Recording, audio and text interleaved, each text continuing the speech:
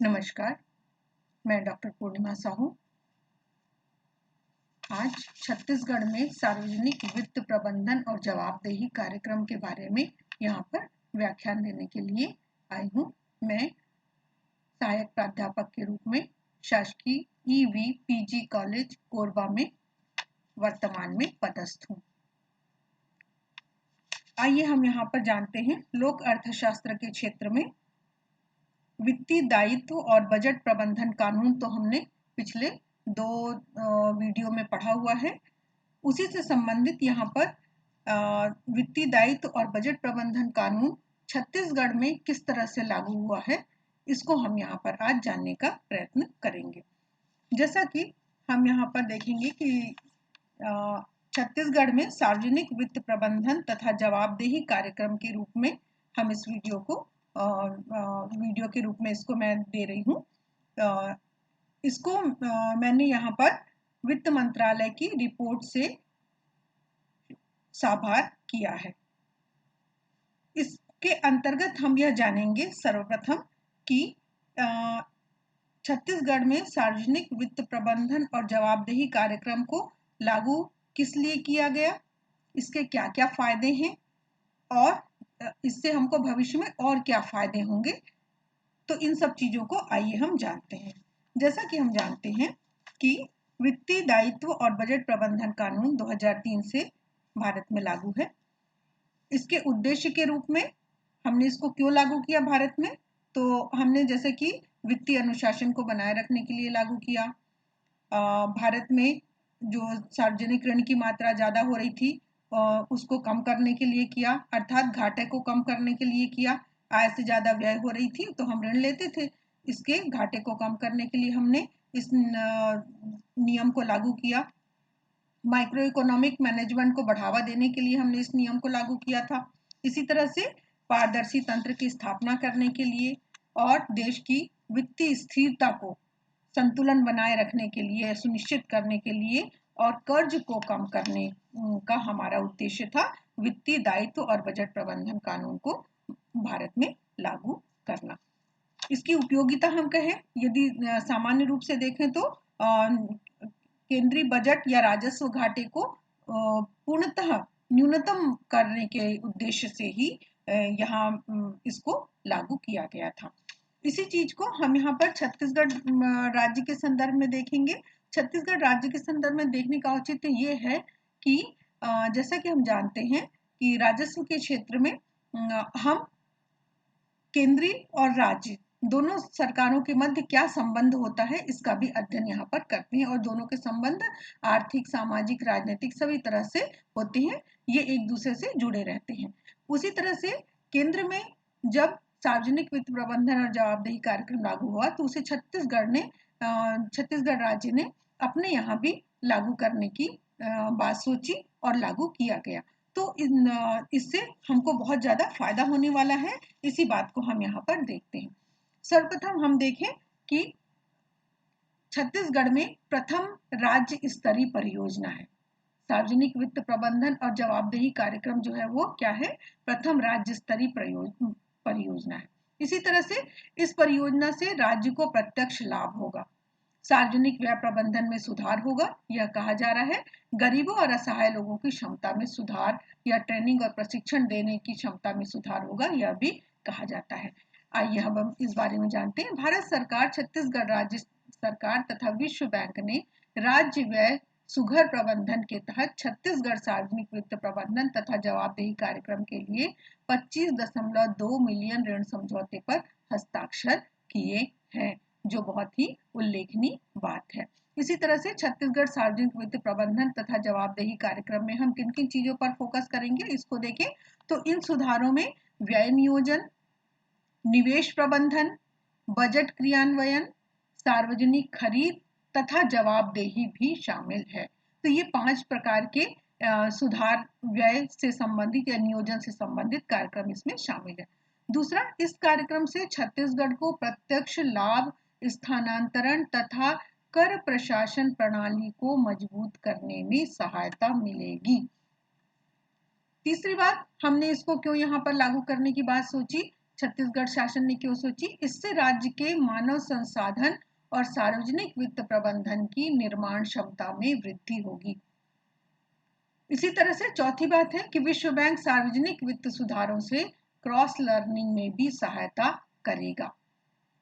सार्वजनिक वित्त प्रबंधन में सुधार राज्य में के विकास में अत्यंत आवश्यक है। क्यों आवश्यक है? कुशल और सार्वजनिक वित्त प्रबंधन के कारण निर्धन और कमजोर वर्गों के लिए जो धन राशि का उपयोग किया जा रहा है उसमें यहाँ पर काफी मात्रा में बढ़ोतरी हो पाएगी, इसलिए भी इसे छत्तीसगढ़ राज्य में लागू किया गया।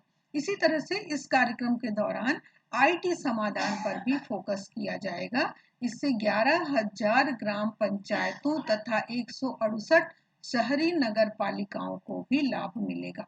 तो इस तरह से इन सारे औचित्यों को लेकर यहाँ पर छत्तीसगढ़ में सार्वजनिक वित्तीय प्रबंधन और जवाबदेही कार्यक्रम को लागू किया गया। छत्तीसगढ़ के 92% गृहस्थ अनुसूचित जाति, जनजाति तथा अन्य पिछड़े वर्ग से संबंधित है। इन्हें प्रत्यक्ष लाभ स्थानांतरण का उपयोग राज्यों तथा केंद्र सरकार द्वारा काफी अधिक किया जाता है, इसलिए भी इस कार्यक्रम को लागू किया गया है।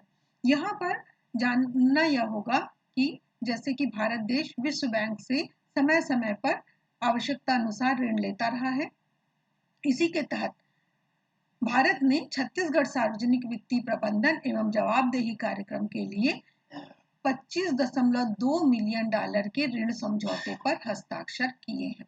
और ये हस्ताक्षर जो किए, इनका मूल उद्देश्य जो है, या उनके बारे में कुछ थोड़ी सी जानकारी हम यहाँ पर और ले लेते हैं। भारत सरकार, छत्तीसगढ़ राज्य और विश्व बैंक ने यहाँ पर व्यय प्रबंधन, राज्य के व्यय प्रबंधन में सुधार लाने के लिए और सहायता देने के लिए 25.2 बिलियन डॉलर के ऋण समझौते पर हस्ताक्षर किए। इसके तहत व्यय की योजना, निवेश प्रबंधन, बजट कार्यान्वयन, सार्वजनिक खरीद और जवाबदेही को कवर किया जाएगा। फिर कहा जा रहा है कि छत्तीसगढ़ सार्वजनिक वित्तीय प्रबंधन एवं जवाबदेही कार्यक्रम जो लगभग एक दशक भर से छत्तीसगढ़ में विश्व बैंक द्वारा वित्त पोषित प्रथम राज्य स्तरीय परियोजना के रूप में स्थापित किया गया है।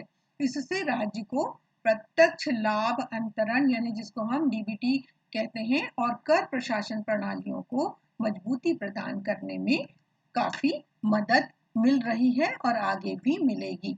इसी तरह से नई परियोजना के तहत राज्य के मानव संसाधन और सार्वजनिक वित्त के प्रबंधन की व्यवस्था करने वाली संस्थाओं की क्षमता का निर्माण करेगी। विश्व बैंक के विश्व स्तरीय अनुभवों के साथ साथ अन्य भारतीय राज्यों में इसके द्वारा किए गए सार्वजनिक वित्त प्रबंधन सुधारों से मिली सीख से भी छत्तीसगढ़ को लाभ पहुंचेगा। इस अवसर पर अपने विचार प्रकट करते हुए समीर कुमार खरे, अपर सचिव आर्थिक कार्य विभाग, वित्त मंत्रालय ने कहा कि भारत सरकार ऐसे सुधारों का समर्थन करती है जो सार्वजनिक व्यय प्रबंधन में सुधार लाने के लिए प्रयासरत है। छत्तीसगढ़ पीएफएम राज्य द्वारा चिन्हित प्राथमिकताओं तथा सार्वजनिक वित्तीय प्रबंधन के संबंध में जारी सुधारों से हो रही प्रगति को भी प्रतिबिंबित करते हैं। ऋण समझौते पर भारत सरकार की ओर से श्री समीर कुमार खरे, अपर सचिव आर्थिक कार्य विभाग, वित्त मंत्रालय, छत्तीसगढ़ शासन की ओर से सुश्री कमलप्रीत ढिल्लों, सचिव वित्त और विश्व बैंक की ओर से acting country director Shri Hisham Abdo ने हस्ताक्षर किए।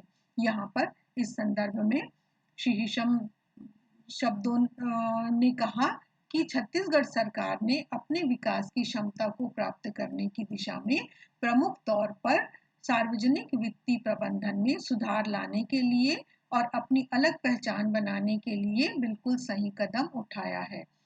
इस तरह से छत्तीसगढ़ राज्य और केंद्र सरकार दोनों ही एक दूसरे के लिए काम करके यहाँ पर अपने आर्थिक प्रबंधन को स्ट्रॉन्ग करेंगे।